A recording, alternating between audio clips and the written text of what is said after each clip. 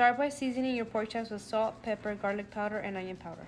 In the air fryer, add 4 Roma tomatoes, 2 serranos and 1 jalapeno, 2 garlic cloves, and 3 to 4 tomatillos.